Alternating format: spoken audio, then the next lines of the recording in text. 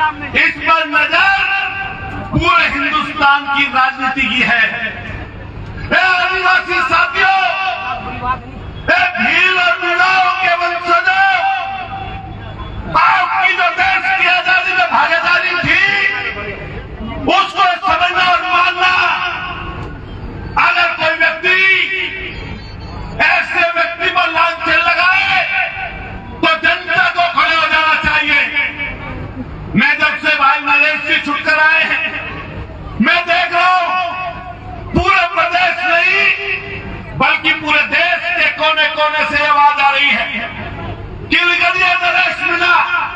और इस प्रदेश में जो आपाधारी लोग बैठे हैं, जो अपनी ताकत का दुरुपयोग करते हैं, जो कमजोर लोगों को सताते हैं और जो राजनीति जाति के हिसाब से खत्म करते हैं, उनको पीछे छोड़ने का काम करिए। जब ये जेल में थे मुझे कई मंचों पर बोलने का मौका मिला। भाई नरेश जी, एक हमारे उत्तर प्रदेश में उपचुनाव था, माननीय अखिलेश यादव जी का आना हुआ था और जब अखिलेश यादव जी आने वाले थे उसी समय मैं मंच से भाषण दे रहा था, स्पीच कर रहा था। एकाएक वहां पर भी उपचुनाव था, भाई नरेश का भी उपचुनाव था। मैंने वहां पर उदाहरण देकर कहा अधिकारियों को कि सबक ले लो, सबक। और अगर सबक नहीं लोगे तो एक नौजवान गरीब का घर का लड़का उपचुनाव लड़ रहा था राजस्थान में, एक उप जिलाधिकारी एसडीएम ने बदतमीजी करने की कोशिश की थी, ऐसा जोरदार झल्लाटेदार चाटा पड़ा था मुंह पर। पूरे देश के कोने कोने तक सुनाई पड़ा था। इसलिए मैंने ये यूपी में कहकर कहताया, वो हमारे मीणा और भील समाज के लोगों में बात पहुंची।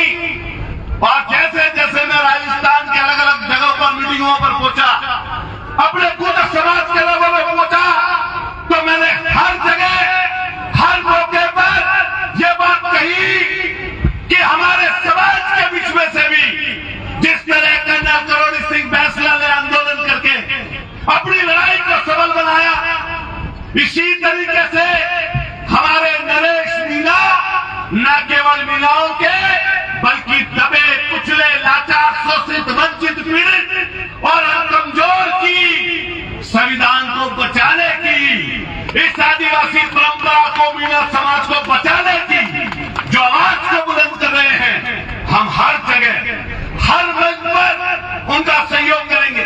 लेकिन बड़े बुजुर्गों, नौजवान साथियों, ये ध्यान रखना, आज आप कुछ हजार की संख्या में हैं। मैं तो कल लाइव देख रहा था और लाइव चलते हुए लोगों को देख रहा था, हजारों हजार की तादाद थी। मैंने पूछा नरेश भाई से कि कितने जिलों में जाओगे?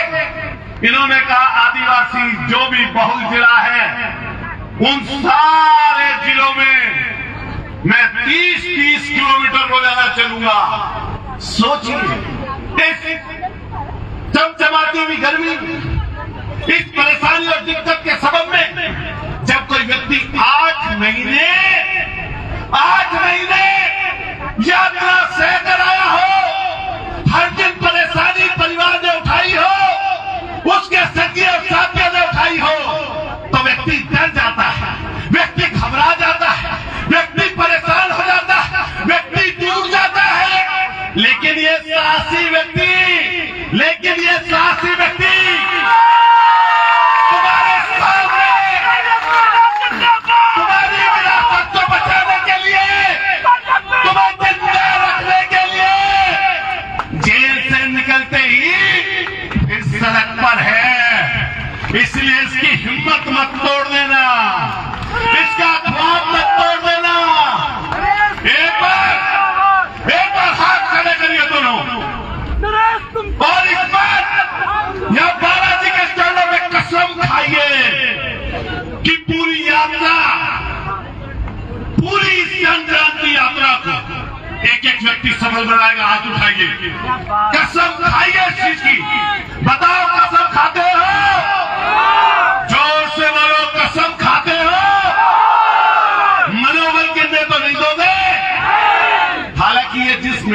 बना है इंसान, इसकी हिम्मत को तो ईश्वर परमात्मा ही तोड़ सकता है और किसी की हिम्मत और हैसियत नहीं है। मैं और बोलूंगा, सुना महत्वपूर्ण बात सुना, इनकी टक्कर किससे है? टक्कर धन्ना सेठों से है, सत्ताधीशों से है। ये गरीब का बेटा, आपका लाल, आपका वारिस, आपकी विरासत की रक्षा करने वाला, आपके बड़ों को नाम देने वाला, आपकी नस्लों को सुधारने वाला एक हिम्मती पैदा हुआ है।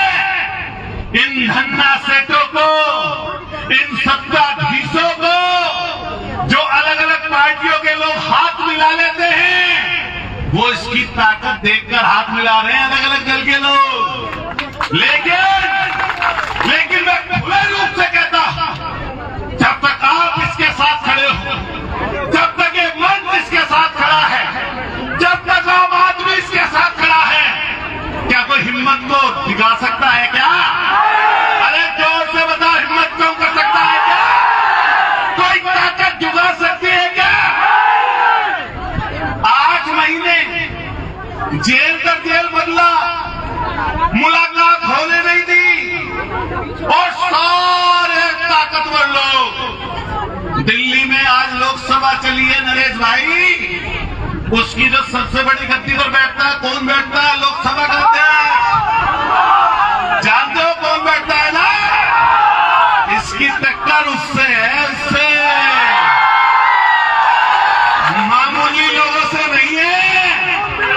इसलिए नौजवान साथियों, मैं आपके उस स्वाभिमान को ललकार के जा रहा हूं, मैं उस ईमानदारी को ललकार के जा रहा हूं, जिसने कभी अंग्रेजों के सामने भी झुकना नहीं सीखा था, न कभी नेता सत्ताधीशों के सामने झुकना कभी सीखा है।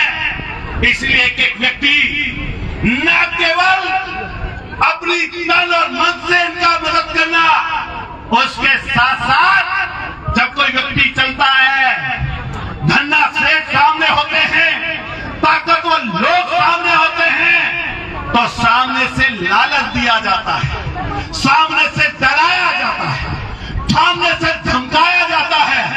बताओ नौजवानों, क्या किसी लालच में कभी आओगे तो नहीं?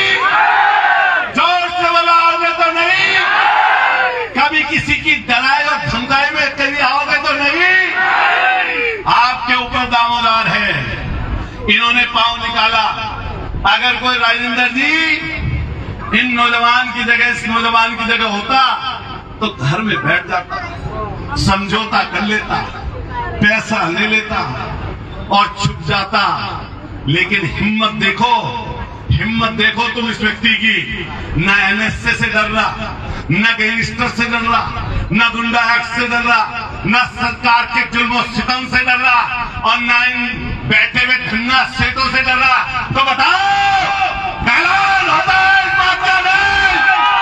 अरे दोनों हाथ उठा, दोनों हाथ ताली बजा, जो से ताकत का ऐलान करा। ये ध्यान रखना, जो हिम्मती लोग होते हैं, हिम्मती लोग 1000 पर एक ही भारी पड़ता है।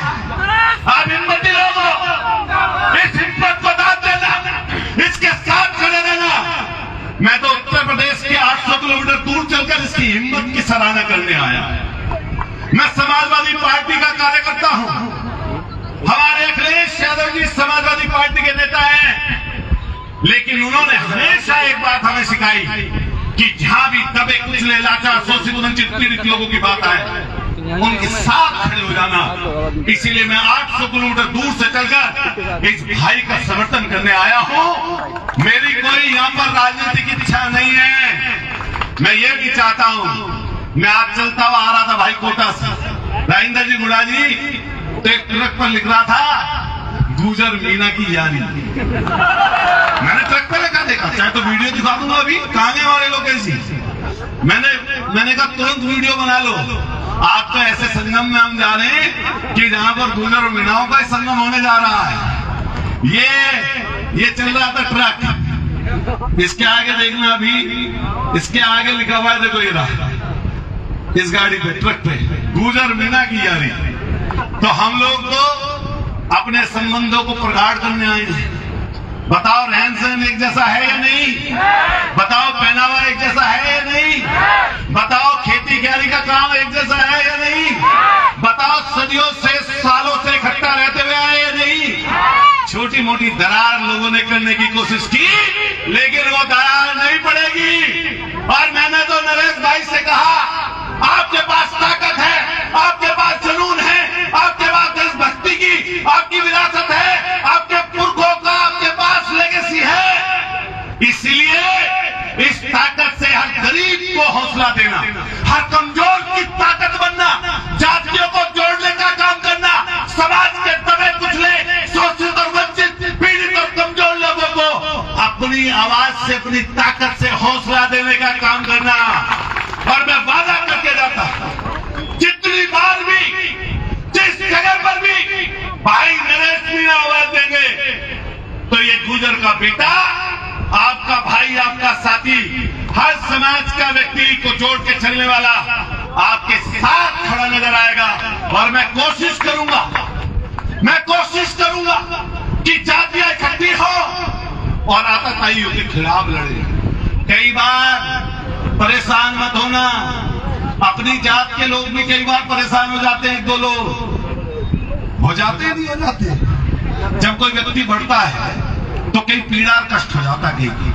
देखो अमरपट्टा तो कोई लेके आया नहीं। अमरपट्टा जानते हो? अमरपट्टे का मतलब है कि अमर हो जाना। जो पैदा हुआ है उसका मरना सिद्ध है नहीं, तो मरना सबको है। लेकिन मैंने आज किसी से सुना, एक कसाना था मेरे साथ, लड़का भी शायद ही होंगे, उन्होंने मुझसे कहा कि नरेश मीणा का जुनून क्या है। इन्होंने एक बात बहुत बड़ी कही, मैं दिल को लगने वाली बता के जा रहा हूं। इन्होंने कहा जिंदा रहते कुछ हो ना हो, लेकिन अगर जब मैं ना रहा हूं तो मेरे मरने में समाज के सब लोग इकट्ठा हों, करोड़ों लोग इकट्ठा हों, ये मेरी इच्छा है। बताओ ऐसा कुछ सोचता है? बताओ जवानी में कुछ सोचता है ऐसा? ऐसा सोचने वाले बड़ी हिम्मती है कि समाज में बस मेरा नाम ये रहे कि मैं मेहनत करने वाला, समाज के लिए लड़ने वाला, समाज को इकट्ठा करने वाला, समाज को इकट्ठा करने वाला। और पूरी स्टोरी अगर इनकी पढ़ोगे, देखोगे, समझोगे, जानोगे और परखोगे, तो आपको ये नजर आएगा, आंखों के आंसू रुकने नहीं पाएंगे। क्या तांडव किया पुलिस ने उस गांव में? क्या छुपा हुआ है किसी से? क्या छुपा हुआ है किसी से? दबाने की, कुचलने की, रोकने की भरसक प्रयास किया, लेकिन भाई का खून क्रांतिकारी है। भगत सिंह जी की तस्वीर लेके चले हैं।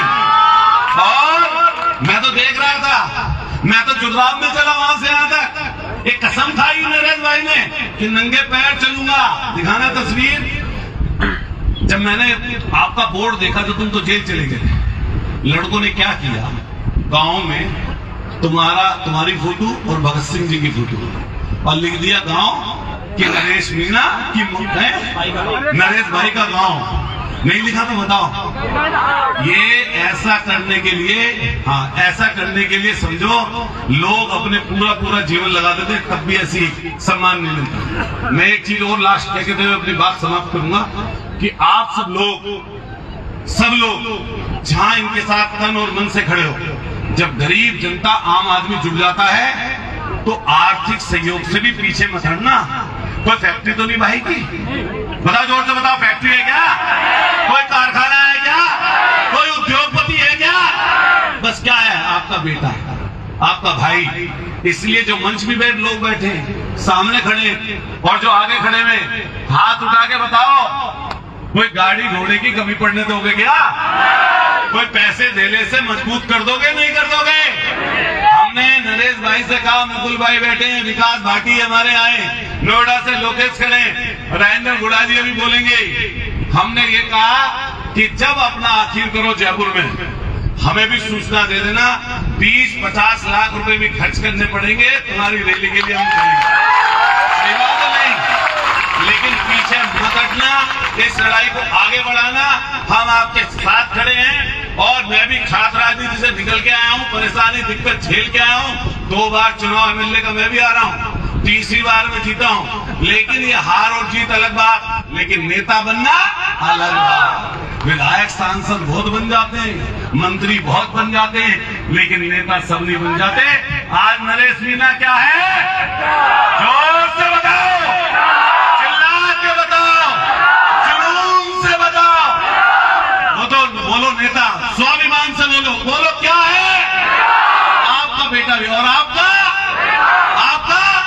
बहुत बहुत शुक्रिया, बहुत बहुत धन्यवाद। मैं अपनी तरफ से फिर सब साथियों को ढेर सारी शुभकामनाएं देता हूं। हमारी माताएं बहनें भी इतनी बड़ी संख्या में यहाँ पर आई हैं, मैं आपका भी शुक्रिया अदा करता हूं।